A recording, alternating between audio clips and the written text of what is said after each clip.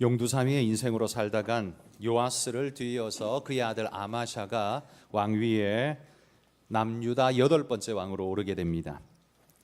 분열 왕국의 8번째 왕이고요. 다윗부터 계산하면 10번째 왕이죠. 그는 25세의 나이에 왕위에 올라서 29년을 다스렸다 이렇게 말합니다. 그러니까 사리 분별을 충분히 할 수 있는 나이에 왕위에 올랐다는 겁니다. 그리고 그 부왕의 행위를 판단할 수 있는 나이에 왕위에 올랐습니다. 그는 아마도 여호야다 제사장을 보았을 것이고 그의 가르침을 들었을 겁니다. 아버지가 초기에 선정을 베풀던 때의 모습도 보았을 것이고 간신들의 말을 듣고 꾀임에 빠져서 어긋난 길로 간 것도 보았을 겁니다. 그러다가 신하들의 모반으로 인해 목숨을 잃는 것까지 그는 경험하게 됩니다. 이 모든 사건들은 왕위라는 자리가 안전하지 않다는 걸 아마 그에게 가르쳐 줬을 겁니다. 나는 어떤 정치를 펴야 할 것인가 라는 고민을 하게 했을 것입니다. 이렇게 왕위에 오른 아마샤의 인생 평가, 그의 전체의 인생 전체 평가는 25장 2절에 보면 이렇게 말합니다. 같이 읽어봅시다. 아마샤가 여호와께서 보시기에 정직하게 행하기는 하였으나 온전한 마음으로 행하지 아니하였더라. 여러분, 이 말은 정직하기는 했는데 온전하지는 않았다. 여러분, 이게 뭔가 좀 어색하지요? 정직하면 온전할 것 같은데 그렇지가 못했다는 겁니다. 그러니까 앞에 말한 이 정직은 뭔가 부족한 정직이었습니다.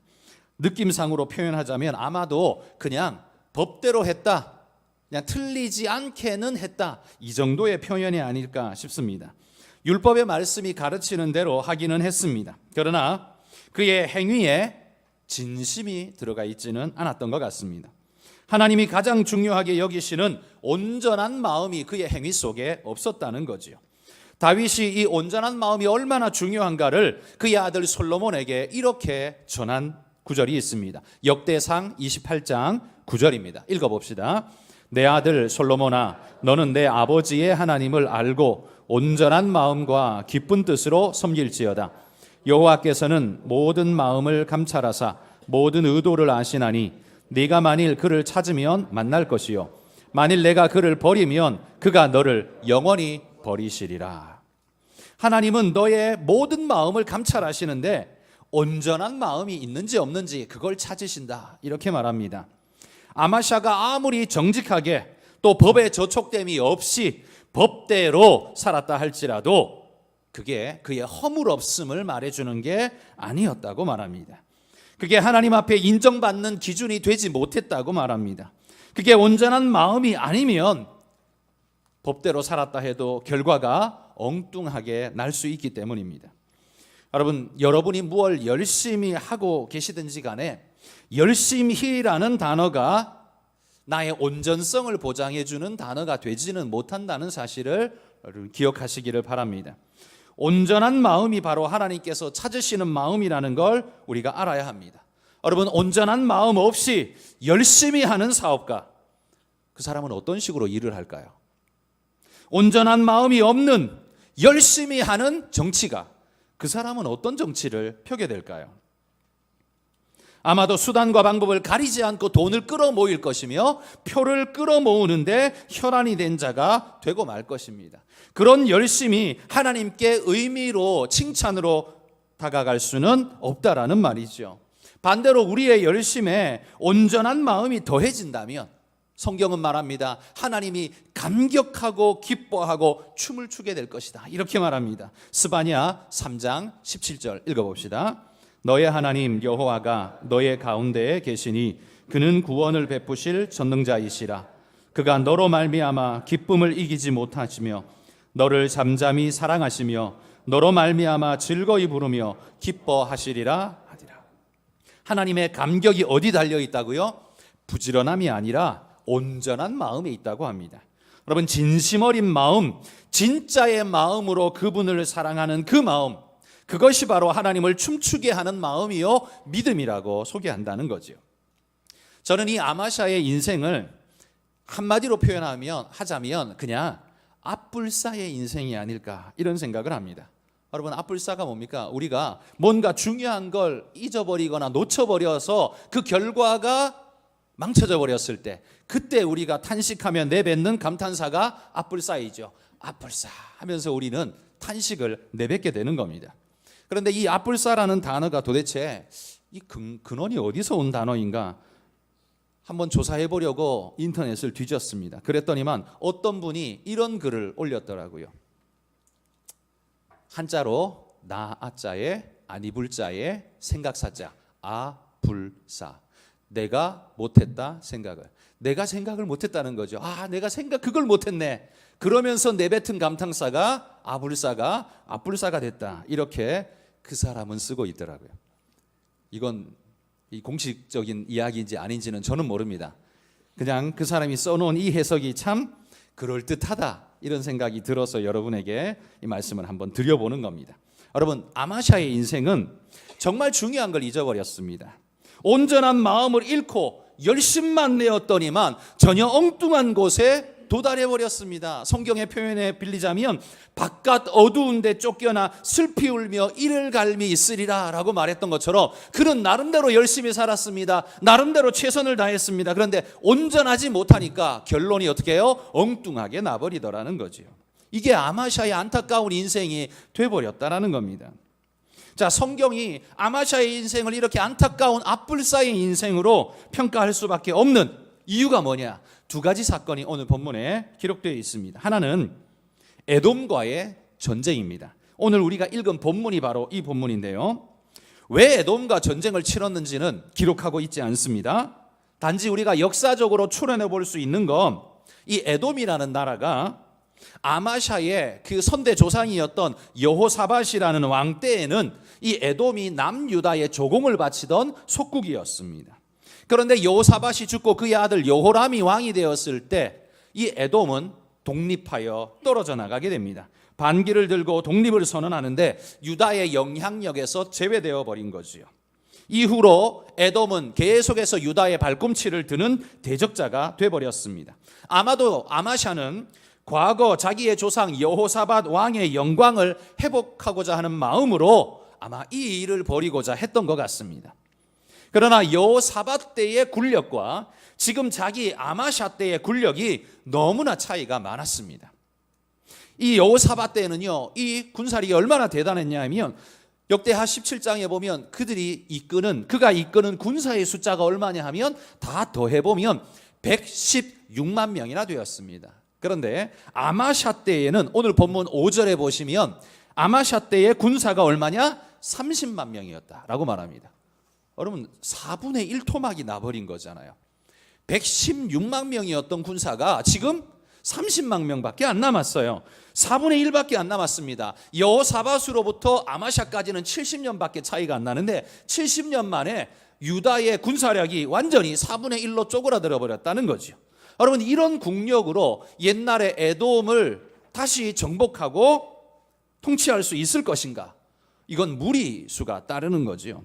그래서 북이스라엘에 10만 명의 용병을 아마샤는 돈 주고 사옵니다. 100달란트라는 거금을 주고 10만 명의 용병을 사옵니다. 이 달란트라는 단어, 이 달란트라는 건 이 무게 단위입니다. 무게 단위. 과거에는 우리처럼 이게 1,000원짜리 지폐는 1,000원의 가치, 만원짜리 지폐는 만원의 가치지만 그때에는 그런 게 없기 때문에 그냥 무게로 달아서 은이 얼마냐, 얼마의 무게냐 이게 그냥 가치였습니다. 달란트는 무게로 34kg 정도 되는 무게입니다. 은 34kg이면 이게 그 당시의 화폐 가치로 얼마냐? 한 달란트는요 6천 데나리온, 6천 드라크마라고 합니다. 이게 데나리온이나 드라크마는 노동자의 하루 품삯이거든요. 하루 품삯입니다. 예를 들어 봅시다. 지금 10만 원 정도의 하루 품삯을 계산하자면 일당이 10만 원이라면 한 달란트는 얼마냐? 6천 드라크마니까 10만 원 곱하기 6천 얼마입니까? 6억 원입니다. 6억 원. 100달란트면 얼마예요? 600억 원입니다. 600억 원을 주고 10만 명을 샀어요. 엄청난 값을 지불한 거죠. 에돔을 정복하는 일은 그만큼 자기에게 중요했다는 말이죠. 그런데 그때에 하나님의 사람 한 사람이 그에게 나와서 이렇게 외칩니다. 오늘 본문 7절과 8절입니다. 한번 같이 읽어봅시다. 어떤 하나님의 사람이 아마샤에게 나와서 이르되 왕이여 이스라엘 군대를 왕과 함께 가게 하지 마옵소서. 여호와께서는 이스라엘 곧 온 에브라임 자손과 함께 하지 아니하시나니 왕이 만일 가시거든 힘써 싸우소서. 하나님이 왕을 적군 앞에 엎드러지게 하시리이다. 하나님은 능히 돕기도 하시고 능히 패하기도 하시나이다. 하나님의 사람은 아마샤로 하여금 용병의 힘에 의지해서 싸워 이기려고 하지 마십시오. 왜냐하면 하나님이 당신과 함께해서 이 전쟁을 승리하게 하실 것인데, 만약에 당신이 이 용병을 사서 전쟁에서 승리하면 당신이 아무리 잘해도 이 싸움의 승리는 누구에게 돌아가느냐? 용병 몫으로 돌아갑니다. 그건 북이스라엘에게 영광이 돌아가고 하나님께 영광이 돌아갈 수 없습니다. 오직 당신은 하나님의 힘만 의지하고 믿음으로 나아가서 싸우십시오. 하나님께서 반드시 당신과 함께 하실 것입니다. 이렇게 믿음의 격려를 한 거죠. 4분의 1토막 난 이 군대를 가지고 에돔을 정복할 수 있을지 걱정스럽고 두렵기만 한 이 아마샤는 하나님 사람의 말씀을 듣고 가슴이 뜨거워집니다. 여러분, 교회에서 이런 말씀 들으면 우리도 어떻습니까? 아멘 하면서 너무나 당연한 듯이 아멘 하면서 우리가 받아들입니다. 그런데 여러분, 내 직장에서, 내가 돈 버는 직장에서, 내가 일하는 직장에서, 내 친구와 함께 이야기 나누는 내 삶의 현장에서 하나님이 이런 엄청난 이야기를 하면 여러분, 우리는 아멘 하면서 그걸 받아들이기가 쉽습니까? 현실의 불확실성 속에서 객관적인 필요가 이렇게 많은데 그걸 무시할 수 있는가? 우리는 오히려 이 생각이 훨씬 더 많이 들게 될 겁니다. 객관적 데이터를 무시하고 막연한 기대에 내 삶을 걸 수 있는가? 어려운 일이죠. 신앙이라는 것이 불신자들의 눈에는 참으로 무모하고 어리석어 보일 수밖에 없습니다. 그래서 여러분, 교회에서 하는 일들이요, 뉴스에 올라가면 조롱거리가 될 수밖에 없습니다. 왜? 우리는 믿음의 눈으로 보지만 그들은 어떻게 해요? 현실적 눈으로만 보기 때문에 우리가 하는 모든 일들이 굉장히 허황스럽고 미련하고 어리석고, 저렇게 하는 거 보니까 교회가 쇠뇌를 굉장히 잘 시켰나 보다, 뭐 이런 식으로 해석하기가 되게 좋아지는 겁니다. 그들은 신앙을 모르기 때문에 이게 해석하는 게 완전히 달라지는 거죠. 그들이 보는 그리스도인의 행동은 마치 요행수를 바라는 어리석은 사람의 모습 같아 보이는 겁니다. 어찌 보면 로또 1등 당첨되고자 매일 로또를 여러 장씩 사고 있는 사람과 마찬가지의 모습처럼 맹목적으로 보이기까지 한다는 거죠. 그들 눈에 보이는, 예를 들어 봅시다. 헌금을 한번 생각해 보십시오. 말라기의 말씀을 한번 읽어봅시다. 말라기 3장 10절 읽어봅시다. 만군의 여호와가 이르노라 너희의 온전한 11조를 창고에 들여 나의 집에 양식이 있게 하고 그것으로 나를 시험하여 내가 하늘 문을 열고 너희에게 복을 쌓을 곳이 없도록 붙지 아니하나 보라. 여러분, 이 말씀을 들을 때 우리 마음은 어떻습니까? 하나님이 내게 부으시고 채우신다는 마음이 드십니까? 여러분, 이 말씀이 믿음의 눈으로 보면 확신인데요, 불신의 눈으로 보면 사기꾼의 말장난 같아 보일 수밖에 없습니다. 교회가 이런 말을 앞세워서 사람들의 돈을 뜯어가는구나. 세상 사람들은 뉴스에서는 그렇게 말할 수밖에 없다는 겁니다. 여러분은 하나님의 이 말씀을 들을 때 어떤 말씀으로 들립니까? 확신으로 들립니까? 사기꾼의 요설로 들리십니까? 우리는 헌금을 하나님이 더 채워주실 것을 믿기 때문에 하는 겁니까? 아니면 하나님의 것이기 때문에 하나님께 드리는 겁니까? 여러분, 전자는 뭐예요? 조건이 뭡니까? 내가 이거 주면 하나님이 더 큰 걸 줄 걸 믿고 계약하고 하는, 한마디로 말해 그렇게 헌금하는 사람은 헌금한 게 아니라 투자를 한 거고요, 하나님의 것이니 하나님께 드린 사람은 하나님께 봉헌 드린 겁니다. 둘은 차이가 크죠. 여러분, 다윗은 역대상 29장 14절에서 자신의 헌금관을 이렇게 말해줍니다. 같이 읽어봅시다. 나와 내 백성이 무엇이기에 이처럼 즐거운 마음으로 드릴 힘이 있었나이까? 모든 것이 주께로 말미암아 싸우니 우리가 주의 손에서 받은 것으로 주께 드렸을 뿐이니이다. 여러분, 다윗의 헌금관은 이거였습니다. 내가 가지고 있는 건 내 건데 하나님께 드린다가 아니라 주의 손에서 받은 것으로 주께 드렸을 뿐이니이다. 그의 헌금관은 투자가 아닙니다. 봉헌이었습니다. 철저하게 하나님 것을 하나님께 드린다는 봉헌의 자세를 가지고 하나님 앞에 드렸습니다. 여기 하나님의 사람도 아마샤에게 이렇게 말합니다. 9절 끝에 한번 보십시오. 하나님의 사람이 말하되 여호와께서 능히 이보다 많은 것을 왕에게 주실 수 있나이다. 지금 하나님의 사람은 아마샤에게 투자를 독려하고 있는 것처럼 보입니다만 그런 말이 아닙니다. 하나님은 그 이상의 역사를 이루어내실 수 있는 분입니다 라고 그에게 믿음을 주고 있는 겁니다. 왜 이런 말을 하는 겁니까? 이유가 뭐냐 하면요, 아마샤가 하나님께서 당신과 함께해서 당신이 이 전쟁에 승리할 겁니다. 그럴 때 막 가슴이 뜨거워졌습니다. 아멘, 좋습니다.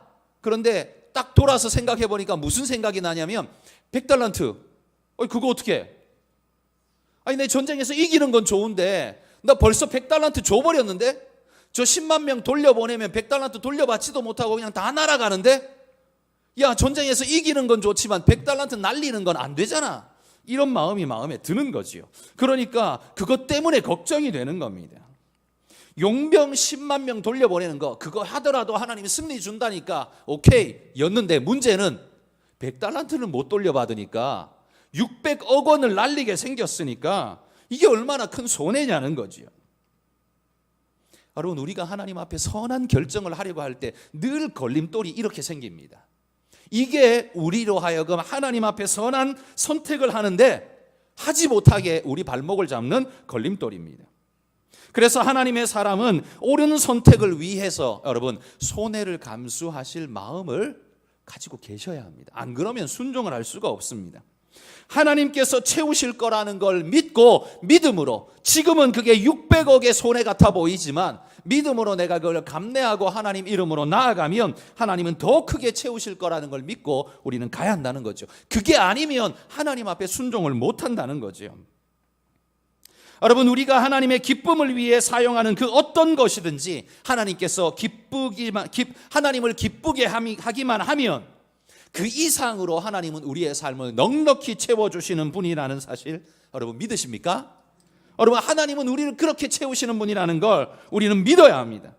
나의 당대에 채우지 못한다 할지라도 내 자식 때라도 하나님은 분명히 채우실 것입니다. 여러분, 부모가 자식을 위해 쌓아줄 수 있는 건 유산, 재물이 아닙니다. 오히려 은혜와 믿음과 덕을 자손들에게 유산으로 남겨주셔야 합니다. 무엇보다 믿음에 헌신된 모습을 그들에게 보여주셔야 합니다. 여러분, 이런 생각을 한번 해보십시오. 내 자식이 연봉이 1년에 10억을 버는 직장에 취직했습니다. 얼마나 좋겠습니까? 10억을 버면 정말 너무나 감사하겠죠?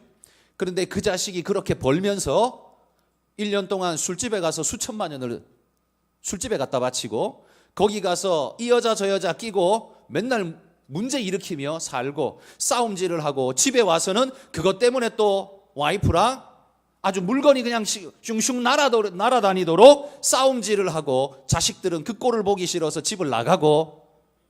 여러분, 그런 가정이라면 10억의 연봉을 번다고 한들 그게 복이 되겠습니까? 여러분은 여러분 자식이 그렇게 살기를 원하십니까?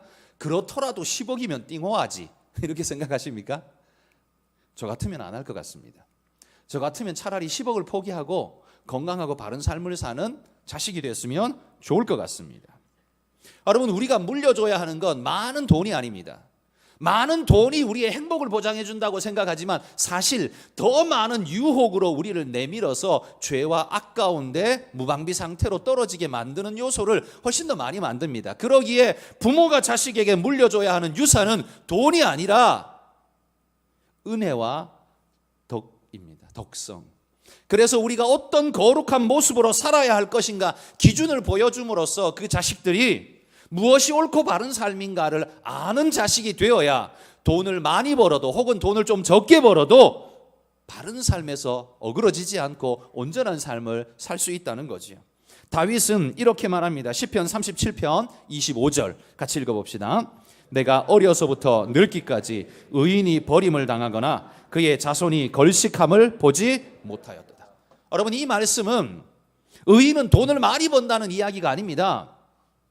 사람들이 그의 은혜를 덧입었기에 은혜도 베풀고 서로 바른 공유하는 아름다운 삶을 산다는 소리이고, 또 의인의 자식은 건강한 정신으로 배우고 자랐기 때문에 허튼 데 쓰지 않고 허튼 데 무너지지 않고 건강한 삶을 바르게 살아간다는 거예요. 내가 보니까 의인의 자손들은 그렇게 살더라는 거예요. 여러분, 이게 진정한 유산 아닙니까?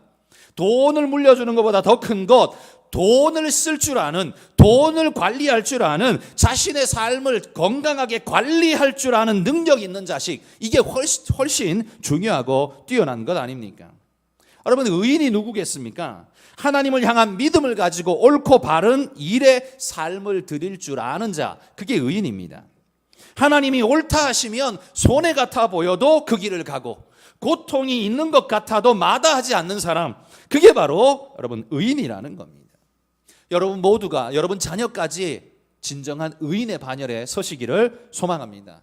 내가 그냥 교회 다닌다, 여러분 이런 상표만 달고 있는 게 아니라 여러분의 삶의 모습이 의인의 모습을 가져서 여러분의 자식들이 여러분의 행동 패턴을 보면서 부모님에게서 배운 교육이 의와 진리와 인내와 올바름이라면 자식들은 절대로 삐뚤어지지 않고 이상하지 않고 온전한 삶을 살아가게 될 것입니다. 하나님의 사람의 이 말을 들은 아마샤는요, 가슴이 뜨거워졌습니다. 그리고 말씀에 자신을 걸기로 했습니다. 100달란트, 하나님 그것도 포기하겠습니다. 내가 100달란트 그것도 600억 원 포기하겠습니다. 그리고 10만 명 돌려보내겠습니다.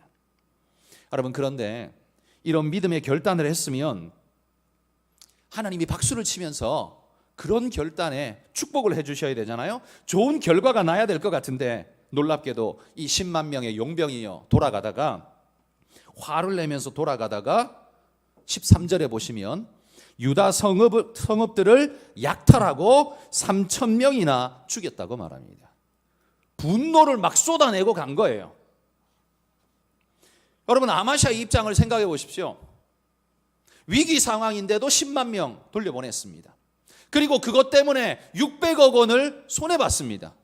그런데 그놈들이 돌아가는 길에 3,000명을 죽이고 여러 마을을 약탈을 해갔습니다. 이게 완전 손해의 손해를 본 일 아닙니까? 믿음의 결단을 했는데 믿음의 결단에 따르는 결과물이 파괴적입니다. 여러분, 이러면 누가 믿음의 결단을 하게 될까요? 이런 때 우리 마음은 어떻습니까? 아마 아마샤의 마음은 이런 마음이 들었을지 모릅니다. 괜히 돌려보냈나? 저놈들 차라리 전쟁 제일 앞에 세워놓고 다 죽도록 내버려 둘 걸. 여러분, 이런 마음 들지 않았을까요? 이럴 거면 내가 순종을 왜 했나? 이런 마음 들지 않았을까요? 여러분은 그런 마음 들지 않습니까? 내가 하나님 말씀 따라 살리라 결심을 하고 믿음의 행동을 딱 했는데 놀랍게도 즉시로 다가오는 반응이 손해, 아픔, 욕, 이런 이상한 것들이 여러분에게 돌아온다면 여러분 마음은 어떻겠습니까? 여러분 기억하십시오. 사탄은 우리의 옳은 선택을 허물어뜨려서 다시는 옳은 선택을 하지 않고 삐뚤어진 선택을 하도록 끌어내기 위해서 이런 방법을 쓴다는 사실을 기억하십시오. 순종하겠다는 믿음의 결단은 여러분 손해보지 않겠다는 말이 절대로 아닙니다. 손해본다 할지라도 순종하겠다는 말입니다. 그러니까 순종한다는 말 속에는 암묵적으로 뭐가 들어있냐면 손해 감수하겠습니다, 이게 들어있는 말입니다. 주님 말씀대로 하겠습니다, 이게 들어있는 말이라는 거예요.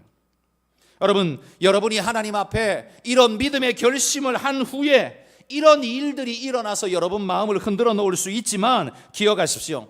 끝까지 순종해야 진짜 순종입니다.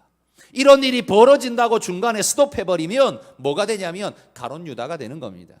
예수님의 제자랍시고 3년을 쫓아다녔는데 결국 끄트머리에 가서는 에이 아니네, 그리고는 예수님을 은삼십에 팔아넘겨버렸습니다.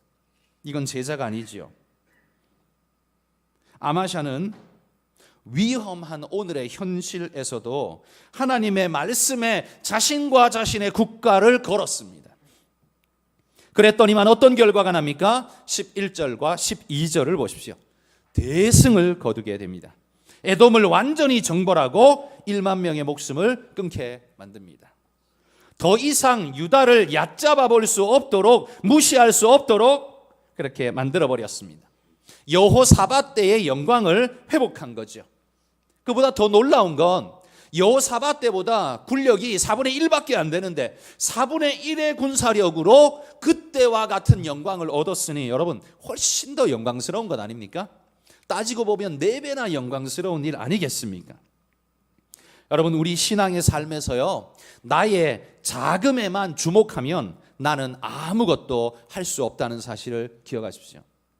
내가 가난하다는 사실에 너무 주목하지 마십시오. 나는 가난하기 때문에 하나님의 일을 못해. 그런 일은 없습니다. 나는 내 나름대로 하나님 앞에 순종하고 하나님의 역사를 이룰 일이 있습니다. 여러분 나와 함께 하시는 그분의 크심에 주목하시기를 바랍니다. 대적의 크기나 나의 자금은 사실 별로 크게 상관이 없습니다. 내가 그분을 믿는다면 대적이 골리앗이든 누구이든 상관이 없다는 말입니다. 하나님의 크심 앞에 골리앗은 아무것도 아니거든요. 아마샤는 믿음의 결단 뒤에 이 놀라운 은혜의 경험을 하게 된 것입니다. 이건 아마 아마샤의 마음에 가슴에 불을 지폈을 겁니다. 이런 것이 바로 믿음의 승리구나. 이게 바로 하나님을 믿는 자에게 주시는 하나님의 축복이구나. 아마 그렇게 생각을 했을 겁니다. 그의 인생의 믿음의 결단과 그 결단에 따르는 열매를 하나님이 간증으로 선물을 주셨다는 거죠. 이 아마샤의 가슴이 얼마나 뜨거웠을까를 한번 생각해 보십시오. 여러분 우리의 신앙생활에서 간증이 있는 사람과 간증이 없는 사람, 그 두 사람의 신앙 역동성을 한번 비교해 보십시오. 하늘과 땅 차이입니다. 교회 다니는 많은 사람들 중에 간증이 없는, 그래서 그냥 성경에 쓰여 있는 거 성경에 그렇게 써 있더라 이렇게 말하는 사람들이 많이 있고요. 그래 그 말씀을 내가 경험했어, 하나님이 나한테 그러시더라 라고 간증하는 사람들이 있습니다. 이 두 사람이 신앙하는 모습을 보면 하늘과 땅 차이라는 거예요. 삶에 간증이 있는 사람은 삶의 어려움을 만날 때 그때가 오히려 하나님을 만날 기회라고 생각하고 흥분합니다. 그런데 반대로 삶에 간증이 없는 사람은 이런 삶의 어려움을 만나면 신앙을 버려야 할 때라고 생각을 합니다. 이제는 신앙을 버려야 해. 신앙으로는 아무것도 할 수 없어. 봐, 지금 이 상황에 신앙한다고? 그게 무슨 헛개비 같은 소리야. 사람들은 그렇게 생각한다는 겁니다. 여러분, 여러분의 삶에 신앙의 간증이 있으시기를 주의 이름으로 축복합니다. 그래서 삶의 어떤 문제 앞에서라도 신앙의 역동성을 잊지 마시기를 바랍니다. 삶에 문제가 생기는 건 내가 신앙을 버려야 할 타임이라고 말하는 게 아닙니다. 하나님을 만날 기회라고 말해주고 있다라는 말입니다. 오히려 우리의 가슴이 뜨겁게 일어나서 타오르는 경험이 여러분 안에 늘 있기를 소망합니다. 여러분 하나님이 살아계신데 왜 나는 늘 그렇게 찌그러져 있는 겁니까? 나는 왜 늘 전전긍긍하며 돈 없다를 입에 달고 살면서 그것 때문에 나는 인간 같지도 못하게 인간답게 살 수 없다라고 생각하면서 그렇게 찌그러져 있는 겁니까? 돈이 나를 인간으로 만드는 게 아니잖아요. 하나님이 계신데 우리의 모습이 그래서는 안 되지 않습니까? 그런데 여러분 이 아마샤가 이런 대승의 기쁨 속에서 그의 중심이 흔들려 버렸습니다. 14절에 보시면 에돔을 정벌하고는 에돔의 신을 전리품으로 가져다가 오히려 그 신을 섬기는 자가 되어버리고 말았습니다. 고대 사회의 전쟁은요 신들의 전쟁입니다. 우리가 반지의 제왕이나 이런 영화들을 보면 나오는 그림 같은 그런 구도 같은 모습이죠. 고대 사회는 자기들이 섬기는 신이 주인이고 자기들은 그 신의 명령을 수행하는 종들이라고 믿었습니다. 그래서 이 나라와 저 나라가 싸우는 건 신들의 전쟁인데 그 신들의 전쟁을 백성들이 대행하고 있는 그런 걸로 인식했습니다. 그래서 전쟁에서 승리한 건 우리가 승리했다가 아니라 우리 신이 승리했다가 되는 겁니다. 그래서 저 나라 패배한 나라의 신상을 전리품으로 가지고 와서 우리 신전에다가 전리품으로 트로피 세우듯이 그렇게 신상을 이렇게 세워가지고 봐, 우리가 이 나라도 허물었고 이 신도 허물었고 이렇게 자랑하는 요소로 삼았다는 거죠. 이게 일반적인 고대 나라의 모습입니다. 그러나 여러분 이스라엘은 이러면 안 되죠. 이스라엘은 그렇게 하면 안 됩니다. 우상을 불태워야 합니다. 그런데 아마샤는 전리품을 가져옵니다. 뿐만 아니라 오히려 그걸 믿고 섬기는 자가 돼버립니다. 우상 숭배자가 돼버리는 거예요. 이 얼마나 어이없는 일입니까? 여러분, 논리적으로 봐도요, 패전국의 신은 승전국보다 하급 아닙니까? 하급. 그러니까 졌지요. 그런데 그걸 믿고 섬긴다? 더 웃긴 일이 아니겠습니까? 자기 백성도 못 지킨 그 신을 뭐하러 신봉합니까? 그런데 아마샤는 지금 그렇게 했다는 겁니다. 왜 그랬을까요? 이유가 무엇인지 모르지만 이 거룩한 싸움에 그의 욕심이 끼어들고 마귀의 유혹이 끼어들어서 이런 일이 벌어진 것 같습니다. 하나님의 싸움이어야 할 이 전쟁을 자신의 승리로 탈바꿈시켜버리자 결과가 엉뚱하게 나와버렸다는 겁니다. 승리는 했는데, 싸움에는 승리했는데 그 신에게는 지배돼 버렸습니다. 에돔은 정복했는데 에돔 신에게는 정복당해 버렸습니다. 여러분, 그러면 이 전쟁은 승리한 겁니까? 실패한 겁니까? 승리입니까? 패배입니까? 여러분, 이게 하나님을 가장 비참하게 만드는 경우라는 말입니다. 신앙의 열매는 얻었는데 그 열매를 저주의 열매로 바꿔버리면 그거 하나님을 가장 비참하게 만드는 일이 된다는 거예요. 무엇이 그렇습니까? 가장 극명한 게 돈입니다. 우리는 하나님 앞에 내 삶을 지켜달라고 인도해달라고 그렇게 눈물로 기도해놓고 하나님의 도움을 입어 하나님의 은혜를 덧입어 물질을 많이 벌게 되면 물질을 전리품으로 들고 와서 자랑합니다. 트로피처럼 세워놓습니다. 봐라, 내가 이렇게 승리했다, 내가 이만큼 벌었다. 그런데 그렇게 자랑하다가 그 다음 단계는 뭐예요? 그거 없으면 나는 못 살 것 같대. 그러면서 그걸 섬기기 시작합니다. 돈을 섬기기 시작하죠. 여러분, 아마샤가 보이고 있는 삶의 패턴이나 지금 우리가 돈을 대하고 있는 삶의 패턴이나 똑같지 않습니까? 그러기에 우리도 교회는 나오지만 여전히 우상숭배자의 모습으로 이 시대를 살아가고 있는 그런 모습일 수 있다는 겁니다. 이게 돈만 그렇습니까? 아니요. 지성도 그렇습니다. 하나님 지혜를 주십시오. 솔로몬 같은 우리 자식에게 지혜를 주십시오. 그래서 좋은 대학에 가게 해주십시오. 그렇게 수도 없이 기도해놓고 정작 우리가 좋은 대학 가고 좋은 직장에 취직하면 그때부터 뭐예요? 하나님을 발로 차고 자신의 자랑과 영광이 우선이 되어서 그것을 신봉하고 높음을 신봉하고 자기 머리 지성을 신봉하고 살아가는 존재가 돼버리고 만다는 겁니다. 여러분, 하나님께서 내게 주신 선물에다가 내 욕심과 죄악된 생각이 가미되어 버리는 순간 우리는 하나님 앞에서조차 갑질하는 존재가 되어버리고 맙니다. 하나님이 주신 축복을 저주로 탈바꿈시켜버리는 마귀의 작품, 그 앞잡이가 되어버린다는 겁니다. 무엇 때문에 그렇습니까? 자기 의 때문에 그렇습니다. 자기 자랑 때문에 그렇습니다. 사울도 아말렉을 진멸하고는 하나님의 명령을 어기고 자신을 위해 비석을 세우고 수많은 전리품을 폼나게 들고 가면서 백성들이 사울 왕 만세를 외치는 걸 상상하면서 흐뭇하게 가서는 백성들 앞에 거들먹거리며 그걸 나누어 주고 있는 모습을 기대하는 겁니다. 자기 영광이죠. 여러분, 왕으로서 백성에게 전리품을 나누어 주어 그들의 삶이 윤택하게 하는 건 왕이 해야 할 일 아닙니까? 모든 왕이 해야 할 일 아닙니까? 그러나 이런 식으로는 아니죠. 여러분, 그 승리가 패배를 만든다는 걸 아마샤는 알지를 못했습니다. 그의 마음속에 슬며시 일어나고 있는 자기 자랑, 그것이 결국 어디까지 커져가는가 하면 17절에 보십시오. 이스라엘에게 괜히 싸움을 겁니다. 가만히 있는 북이스라엘에다가 싸움을 겁니다. 무엇 때문에 싸움을 거는 겁니까? 이유가 없습니다. 그냥 자신이 커 보이니까 다른 사람이 작아 보이는 거예요. 그러니까 시비를 거는 거예요. 아마샤는 지금 일명 갑질을 하고 있는 겁니다. 하나님이 주신 승리를 하나님의 승리라고 생각하지 않고 자신의 승리라고 생각하게 되자 교만이 그의 심령을 잡아 먹어버린 거죠. 하나님이 주신 선물을 제대로 지키지 못하고 자기 욕심에 지배당해버리자 하나님의 축복이 그에게 저주로 돌아가 버린 겁니다.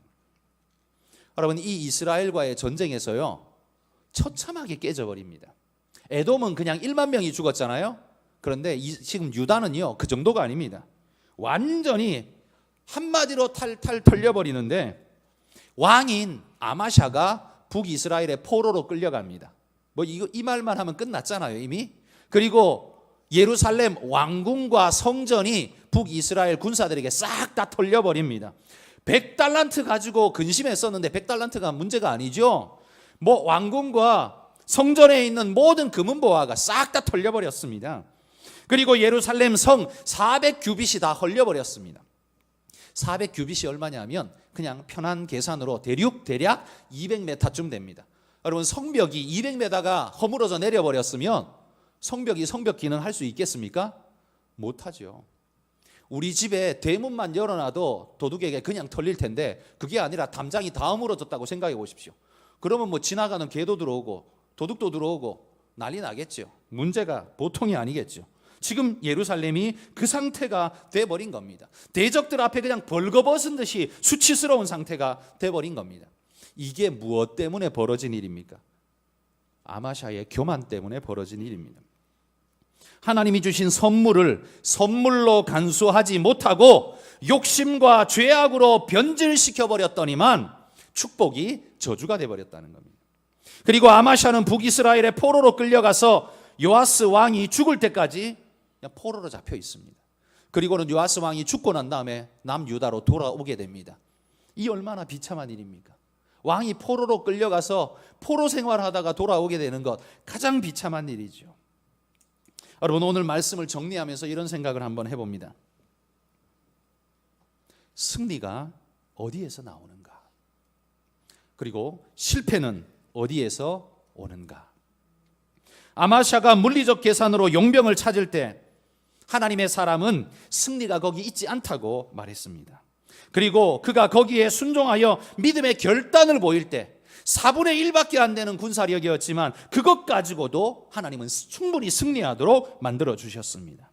그러나 아마샤가 교만하게도 하나님 말씀을 버리고 교만으로 돌아서 버렸을 때 그 승리는 오히려 아마샤를 죽음으로 내모는 저주가 되어버렸습니다. 여러분, 에돔의 승리가 없었더라면 아마샤가 북이스라엘에다가 싸움을 걸었을까요? 안 걸었을 겁니다. 에돔의 승리 경험이 그를 교만하게 만들어 버려가지고 북이스라엘 싸움 걸고 스스로 자멸해버리는 존재가 되고 말았습니다. 그러면 여러분, 이 아마샤의 인생을 놓고 보십시오. 승리인가 실패인가를 어느 시점에 계산해야 됩니까? 아마샤가 에돔을 정복했을 때 모든 전리품을 얻고 1만 명을 죽이고 예루살렘으로 돌아올 때 아마샤는 말했을 겁니다. 승리했다, 자축했을 겁니다. 그러나 그가 교만하여 죄악에 빠졌더니만 금방 패망이 찾아와 버렸습니다. 그가 승리라고 말하는 것이 불과 얼마 지나지 않아서 곧장 패망이 되어버렸습니다. 그러니 그의 인생은 승리입니까? 패망입니까? 결과적으로 패망이죠. 그러면 승리라고 말했던 건 뭡니까? 미끼일 뿐입니다. 여러분, 우리 자녀가 대학에 합격하는 게 승리일까요? 아닐까요?